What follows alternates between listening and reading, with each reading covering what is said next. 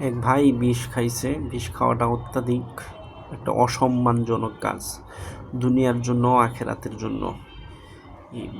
যে ব্যক্তি বিষ খাইছে তার সর্বপ্রথম অসম্মান তাকে বাঁচানো। তো কিভাবে বাঁচাবে? তো তার মুখে পাইপ ঢুকাইয়া, পাইপ দিয়া টয়লেটের পানি তার পেটের ভিতরে প্রবেশ করানো হচ্ছে, যাতে ভিতরের বিষগুলো বমির সাথে সে বাহির করে দিতে পারে। তো খুবই কষ্ট, এবং কষ্টটার চাইতে বড় বিষয় হলো অসম্মান। বেঁচে থাকলেও অসম্মান, আর যদি মারা যায় ওখানেও অসম্মান, এবং আখেরাতেও সে অসম্মান অবস্থায়, বিপদগ্রস্ত অবস্থায় তাকে উত্তোলন করা হবে। কবেরও সে কষ্টে তার থাকতে হবে।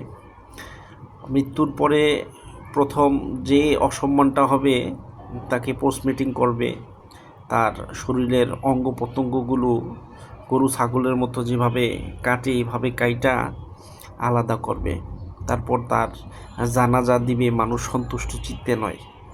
কারণ এখানে এমনও নিষেধাজ্ঞা আছে যাতে মানুষ সচেতন হওয়ার জন্য আত্মহত্যা ব্যক্তিদের জানাজা দেওয়াও নিষেধ।